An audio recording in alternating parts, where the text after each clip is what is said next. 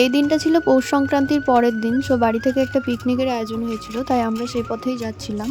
আর জায়গাটা ছিল, আমাদের এখানে একটা নদী আছে, খড়ি নদী, তো সেই নদীর পাড়ে পিকনিকের কথা হয়েছিল। পরে অবশ্য জায়গাটা চেঞ্জ হয়ে পার্কে হয়েছিল। তো প্রথমে তো নদীর পাড়টা একটু ভালোভাবে ঘুরে দেখে নিচ্ছিলাম। আর প্রথমে যে মুড়ি খাবার যে জোগাড়টা করা, সেটা আমাদের কিন্তু এই নদীর পাড়েরতেই হয়েছিল।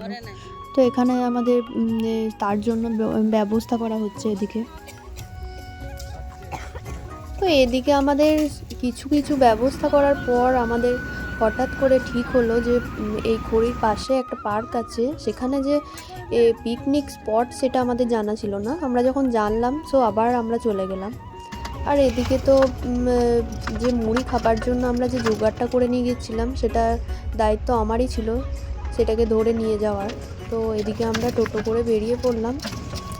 আর তারপরে আমরা পার্কে পৌঁছে গিয়ে আমি তো জায়গাটা ভালোভাবে একবার ঘুরে দেখে নিচ্ছিলাম। আর এখানে জায়গাটা না সত্যি খুব সুন্দর ছিল।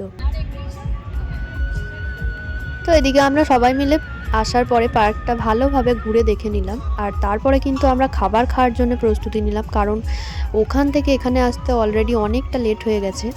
তাই আমরা এবার কিন্তু খাবার খাওয়ার জন্য বসে পড়লাম। তো এদিকে তো মুড়ি, ঘুগনি, মিষ্টি ছিল। আর তারপরে খাবার পর আমাদের পকোড়া আর কফি ছিল। তাই এদিকে দেখো আমার দাদা পকোড়াটা ভেজে নিচ্ছে।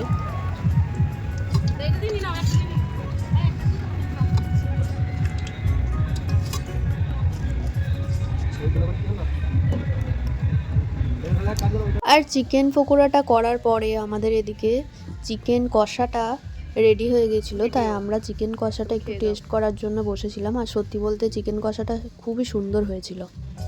তারপর তো আমরা মেন খাবারে বসে গেলাম। আর এদিকে আমরা খেতে বসে পড়েছি। তো আমাদের মেনুতে কিন্তু অনেক কিছুই ছিল, আমি মানে সবটা ক্লিপ নিইনি।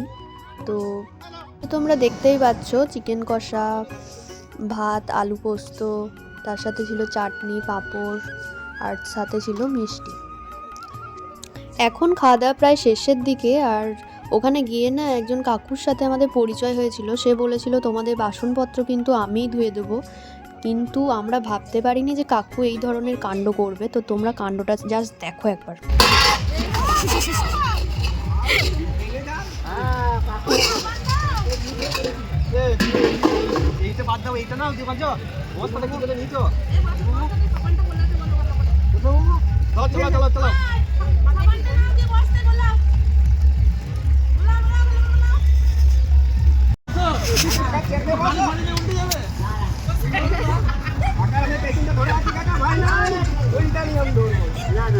মোটরসাইকেল চাপে উড়িয়ে নিয়ে চলবে টাকা দিয়ে দেবো, দিয়ে দেবো। হ্যাঁ দিয়ে দেবো না না না না দাদা কি হবে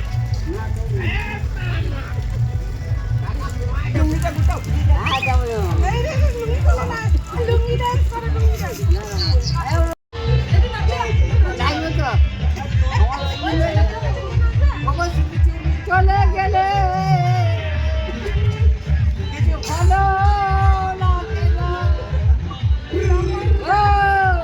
তো তারপর আমাদের পিকনিক তো এখানে শেষ হয়ে গিয়েছিলো। তারপর আমরা বাড়ি চলে এসেছিলাম। সো আজকের ভিডিওটা যদি ভালো লাগে তো অবশ্যই লাইক, কমেন্ট, শেয়ার, সাবস্ক্রাইব করে আমার পাশে থেকো।